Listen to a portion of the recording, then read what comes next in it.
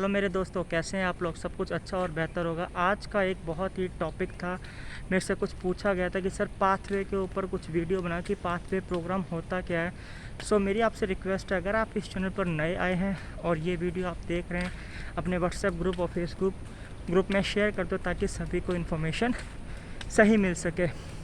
अब यार मैं आज आपको थोड़ा डिस्कस करूँगा कि पाथवे प्रोग्राम होता क्या है और पाथवे का मतलब क्या होता है। पाथवे क्योंकि इन इंडिया में और एशियन कंट्री में कई लोग Canada, Australia, US, New Zealand, European country जाना चाहते हैं, बट किसी कारण से उनका जो गैप होता है, एजुकेशन गैप होता है, एज फैक्टर होता है, फंड्स वगैरह होते हैं, आईएलटीएस का होता है, तो उस वजह से वो डायरेक्ट नहीं जा पाते, तो वो पाथवे का प्रोग्राम चूज़ करते हैं।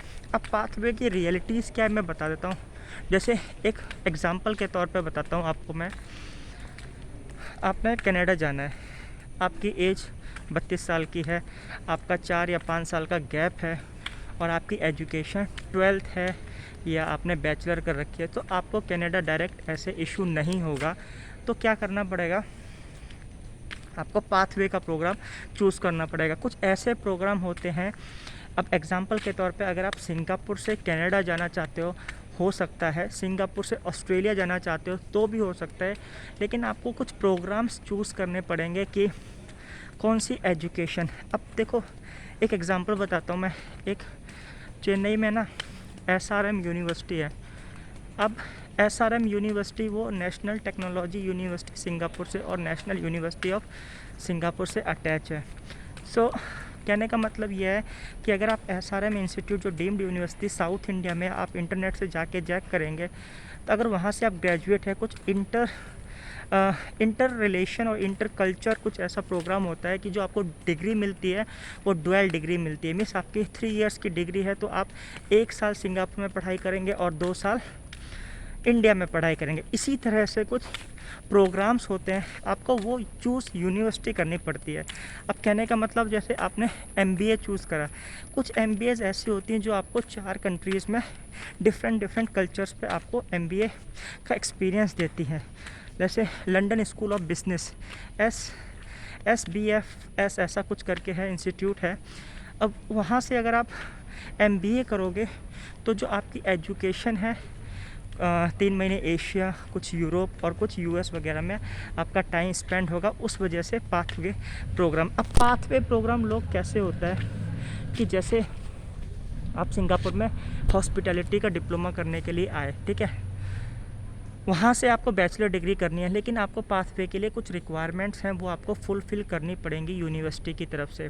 जैसे आपने डिप्लोमा कर लिया, लेकिन अगर आप डिग्री करने के लिए अप्लाई कर रहे हो या हायर डिप्लोमा के लिए अप्लाई कर रहे हो, आपको फ़ंड्स दिखाने पड़ेंगे, आईएलटीएस आपको करनी पड़ेगी और आपको जो फ़ंड्स हैं ना वो आपको करीब करीब उतने ही दिखाने पड़ेंगे जितने आपको यूनिवर्सिटी की डिमांड है। यूके भी जा सकते हैं, लेकिन ऐसा इतना कंपलसरी नहीं है कि आपने पाथवे से। कुछ ऐसे हैं कि आप डिप्लोमा इधर कर लो, आपको कनाडा भेज दिया जाएगा, आपको सही जगह भेजा जाएगा, लेकिन आपके पास पूरी प्रोसेस सही होनी चाहिए। जो यूनिवर्सिटी की रिक्वायरमेंट हैं, जो वीज़ा एप्लीकेशन की कंट्री की तरफ से रिक्वायरमेंट्स हैं, वो आप पूरी करेंगे। मोस्टली क्या रिक्वायरमेंट्स होती हैं यूनिवर्सिटी की कि आपके पास फ़ंड्स होने चाहिए, आईएलटीएस का बैंड्स होना चाहिए। तो एशियन कंट्री से पाथवे प्रोग्राम में थोड़ा एक्सपीरियंस आपको मिल जाता है। अगर आप कनाडा के लिए अप्लाई कर रहे हैं, आपका डायरेक्ट नहीं होता है, सिंगापुर में आपको एक्सपीरियंस मिल जाएगा, एक इन्वायरमेंट मिल जाएगा, आपको एक अच्छा एक्सपोज़र मिल जाएगा और कुछ एक्सपीरियंस भी आपको मिलेगा। तो इस वजह से लोग पाथवे प्रोग्राम चूज़ करते हैं। अब ऐसा नहीं है कि आपको इंग्लिश का आईएलटीएस नहीं देनी पड़ेगी और आप पाथवे के थ्रू जा सकते हो। पाथवे का मतलब यार बिल्कुल सिंपल है कि जैसे मैं एमबीए कर रहा हूँ एग्जाम्पल के तौर पे, अब उस एमबीए में डुअल डिग्री होती है, means attach dual university. Like example Victoria university. अगर आप सिंगापुर से विक्टोरिया यूनिवर्सिटी जो एफिलिएटेड कॉलेज हैं, सो अगर आप 1 साल की एमबीए इधर और 6 महीने की ऑस्ट्रेलिया में आप कर सकते हैं, लेकिन प्रोसेस जब आपकी फाइलिंग होगी तो आपको वही दिखाना पड़ेगा कि आपके पास 6 महीने की जो स्टडी का फ़ंड है या नहीं, एकोमोडेशन वगैरह जो एक्सपेंसेस हैं, आपको $10,000 आपको, ऐसा जो भी प्रोसेस है, यही एक रियलिटीज़ है। कुछ मिथ हैं कि सर सिंगापुर से कनाडा, थोड़ा इफ़ेक्ट पड़ता है आपकी फ़ाइल्स पर, क्योंकि कंट्री सोचती है कि अगर इंडिया से सिंगापुर पढ़ने आया है, अगर आपके पास प्रॉपर फंड है तो आगे भी मूव हो सकता है। यही एक रियलिटीज़ है।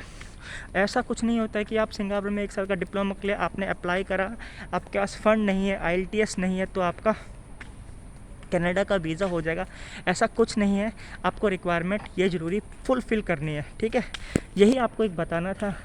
और मैंने काफ़ी यंगस्टर्स भी देखे हैं जिनको IELTS से डर लगता है, इंग्लिश से, सो वो एशिया सिंगापुर आ जाते हैं। फिर सिंगापुर से देखो, आप आ रहे हो सिंगापुर में पढ़ाई करने के लिए और आपका ड्रीम है कनाडा, तो आपको 1 साल के अंदर आप इंग्लिश सीख सकते हो। यार इंग्लिश कोई हवा नहीं है, एक नॉर्मल लैंग्वेज है, आपको कंसंट्रेट करना पड़ेगा। कोई भी दुनिया में कोई भी ऐसी चीज़ नहीं है यार जो आप बिना प्रैक्टिस के, मीन्स आपने मेहनत ना करी और वो मिली ना हो। इंडिया में IAS का एग्ज़ाम भी यार 1 साल में निकाल लेते हैं, इंग्लिश टेस्ट के 6.5 बैंड तो आप वैसे भी निकाल लोगे। तो यही था यार बताने का। सो पाथवे की रियलिटी कुछ इस तरह से होती है। किसी भी यूनिवर्सिटी में जाना पड़ेगा जो उसकी रिक्वायरमेंट, और किसी भी कंट्री में जाना पड़े उसकी जो रिक्वायरमेंट होती है ना, वो आपको पूरी करनी पड़ेगी। चाहे अप्लाई आप इंडिया से करो, सिंगापुर से करो, मलेशिया से करो, किसी भी कंट्री से करो।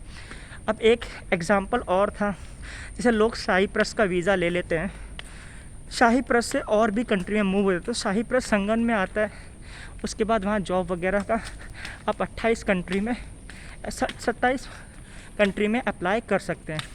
तो ये तो है शंगन वीज़ा का। यही था यार पाथवे का। बैचलर डिग्री कर रहे हो 3 साल की। और हाँ यार, एक बात और बतानी थी।